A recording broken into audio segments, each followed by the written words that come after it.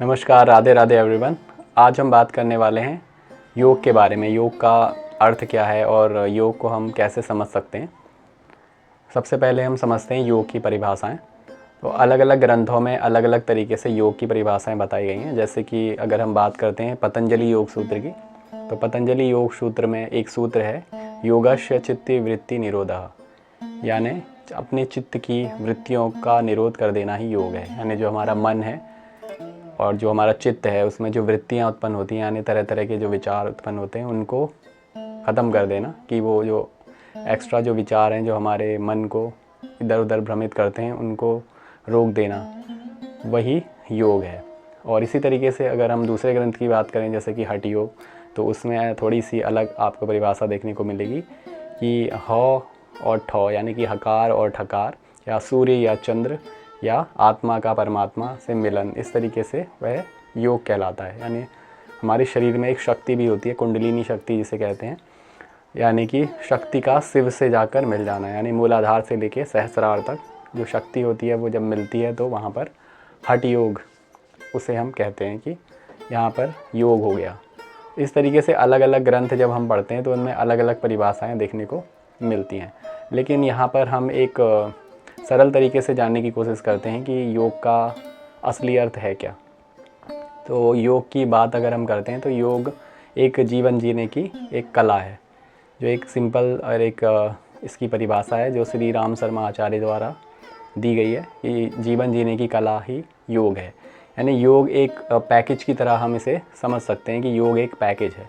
जैसे कि हम बात करते हैं कि कोई आसन कर रहा है या सिर्फ कोई प्राणायाम कर रहा है, तो इस तरीके से वो सिर्फ एक योग नहीं कहलाएगा, वो हम एक उसके अंग को उपयोग कर रहे हैं, या फिर हम एक उस अंग की प्रैक्टिस या अभ्यास कर रहे हैं। जैसे कि सिर्फ हम आसन अगर अपने जीवन में अपना रहे हैं तो इसका मतलब ये नहीं है कि सिर्फ हम योग को पूरी तरीके से अपना रहे हैं। योग पूरा एक पैकेज की तरह अपनाने की ज़रूरत है, तब जाके हमें उसका पूरा जो लाभ है मिल पाएगा। क्योंकि योग से हमें पता चलता है कि जीवन को हमने जीना कैसे है, हर एक तरीका उसमें बताया गया है। जब हम पूरे योग को समझने की कोशिश करते हैं, योग के एक एक अंग पर हम बात करते हैं, तो जाके हमें पता चलता है कि योग में वो सारी चीज़ें बताई गई हैं कि हमें अपने पूरे जीवन में कैसे योग को अपनाना है, कैसे हम योग के द्वारा अपनी जीवन शैली को बहुत अच्छा बना सकते हैं, कैसे एक व्यक्तित्व का, एक पर्सनालिटी का विकास हो सकता है।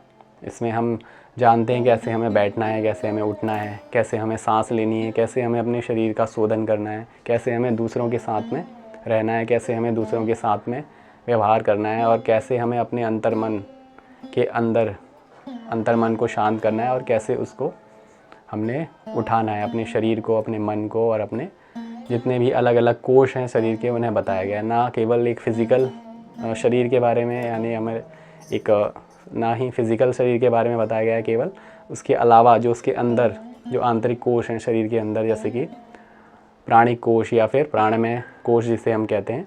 सबसे पहला हमारा अन्नमय कोष, जिससे हमारा शरीर ये फिज़िकल बॉडी बनी हुई है, उसके भीतरी जो कोष होता है उसको प्राणमय कोष कहते हैं, और उसके भी जो भीतर और भी सूक्ष्म होता है उसे मनोमय कोष कहते हैं, और उसके भी अंदर एक सूक्ष्म कोष होता है विज्ञानमय कोष, और उससे सबसे लास्ट आनंदमय कोष, जहाँ पे हमें असीम शांति, संतुष्टि, इन सभी चीज़ों की प्राप्ति होती है।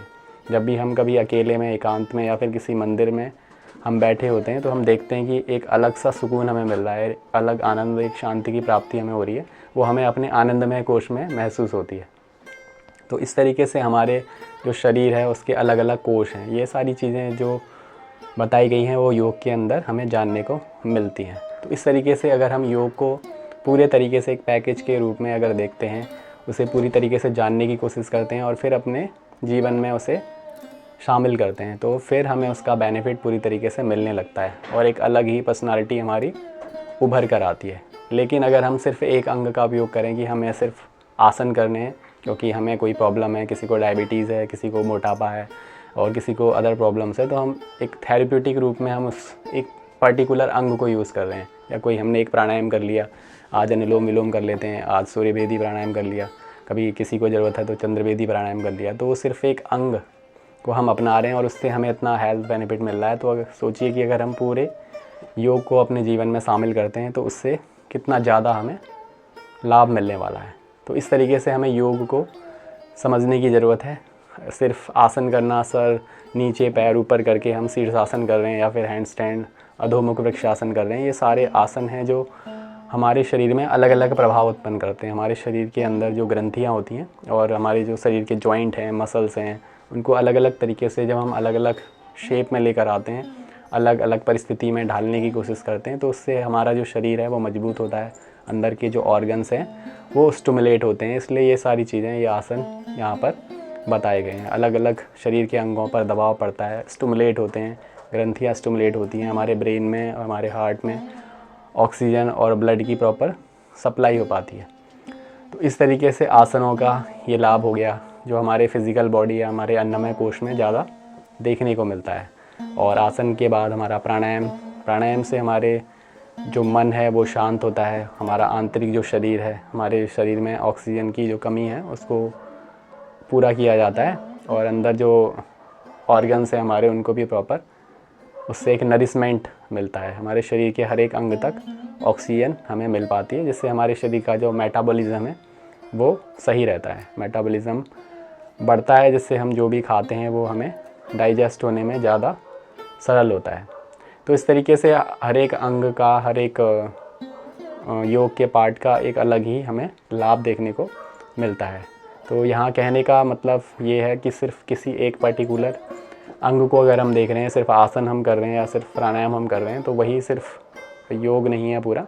उसके हर एक पहलू को हमने अपनाना पड़ेगा। जैसे कि योग में एक यम और नियम भी बताए जाते हैं। यम का जो मतलब है, यानी हमारे शरीर के अंदर और शरीर के बाहर हम दूसरे लोगों से जैसे बिहेवियर कर रहे हैं, वो सारी चीज़ें हमें यम नियम में जानने को मिलती हैं। जैसे कि यम में अहिंसा, सत्य, असत्य, ब्रह्मचर्य, परिग्रह, इस तरीके से 5 चीज़ें बताई गई हैं कि हमें असत्य नहीं बोलना है, हिंसा नहीं करनी है, ब्रह्मचर्य को अपनाना है, अपरिग्रह करना है। इस तरीके से ये चीज़ें हम जानने को मिलती हैं कि हमें समाज में कैसे रहना है यम के द्वारा।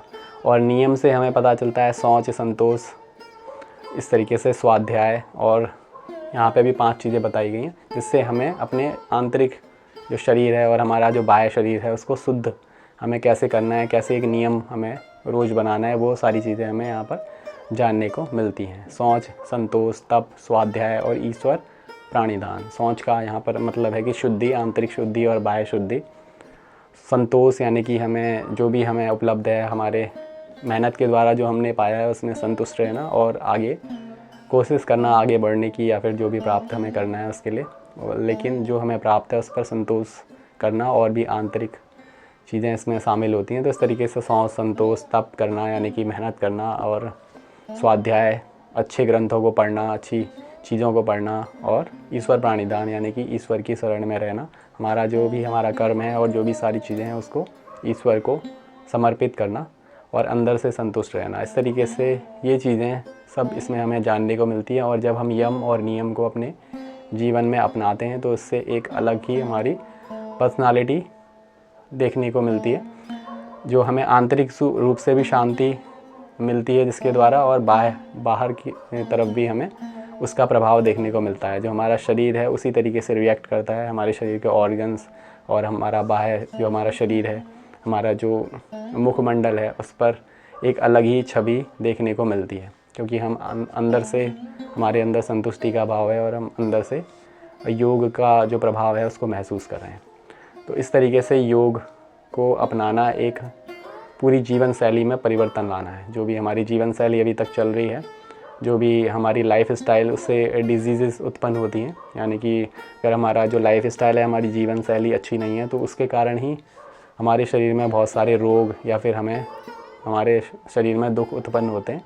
तो उन सब को हम हटा सकते हैं एक योग को अपनाकर। तो योग एक पूरा पैकेज है, ये सिर्फ एक एक्सरसाइज नहीं है। एक्सरसाइज उसके अंदर एक हम पार्ट कह सकते हैं। एक्सरसाइज के अलावा ये बहुत सारी चीज़ों का एक मेल है, जिसमें सारे हमारे शरीर के कोषों को एक नरिशमेंट मिलता है। सभी चीज़ों को हम समझने लगते हैं, हमारे शरीर के अंदर और हमारे शरीर के बाहर कैसे हमें डील करना है, वो सारी चीज़ें हमें यहाँ पर सीखने को मिलती है। तो हमने जाना योग की परिभाषा क्या है, अलग अलग ग्रंथों में कैसे योग को बताया गया है, और एक सिंपल सरल परिभाषा भी हमने जानी कि जीवन जीने की कला योग है। और योग एक्चुअल में है क्या वो भी हमने यहाँ पर थोड़ा जानने की कोशिश करी, जिससे हम समझ सकें कि योग एक्चुअल में सिर्फ एक पार्ट नहीं है, सिर्फ आसन या फिर सिर्फ प्राणायाम करना ही योग नहीं है। उसमें बहुत सारे अंग बताए गए हैं, अलग अलग ग्रंथों में अलग अलग अंग बताए गए हैं। जैसे कि पतंजलि योग सूत्र में 8 उसके अंग हैं, यम, नियम, आसन, प्राणायाम, प्रत्याहार, धारणा, ध्यान, समाधि। तो ये 8 अंग सभी मिलकर योग के मार्ग पर हमें आगे लेकर के जाते हैं। तो इन सभी को हमने स्टेप बाय स्टेप या सभी अंगों को हमने अपने अंदर अपनाना पड़ेगा, हमारे शरीर में उसको अप्लाई हमें करना पड़ेगा। आसनों को, प्राणायाम को, यम नियम हमें फॉलो करने पड़ेंगे, तब जाके हम योग को प्राप्त कर सकते हैं। आंतरिक शांति को यानी चित्त की वृत्तियों का निरोध हम तभी कर सकते हैं, जो उसका हमारा लक्ष्य है योग का, परम शांति की प्राप्ति या चित्त वृत्तियों का निरोध। तो इस तरीके से पतंजलि योग सूत्र की हमने बात की। और ऐसे ही हठ योग में भी हमें आसनों के द्वारा, सबसे पहला हठ योग जो है उसमें आसनों का ज़्यादा थोड़ा सा प्रभाव देखने को मिलता है कि हमें आसनों के द्वारा इस शरीर को हमने साधना है, और इस शरीर के द्वारा हम फिर जो भी हमारी चीज़ें हैं, हमारा लक्ष्य है, उसे हम प्राप्त कर सकते हैं। जो योग का हमारा लक्ष्य है कि शांति प्राप्त करना, चित्त की वृत्तियों का निरोध करना, या शक्ति का शिव से मिलन, यानी हमारे शरीर के अंदर जो चक्र हैं उनको जागृत करना, तो वो सभी हो सकते हैं हमारे शरीर के माध्यम से। तो वहाँ हमें शरीर के बारे में ज़्यादा जोर दिया गया है। तो इस तरीके से अलग अलग ग्रंथों में अलग अलग जो हैं अंग उसके बताए गए हैं और परिभाषाएं दी गई हैं। यहाँ पर हमने ये सारी चीज़ें योग के बारे में जानी। तो मिलते हैं अगले वीडियो में, तब तक के लिए नमस्कार, राधे राधे।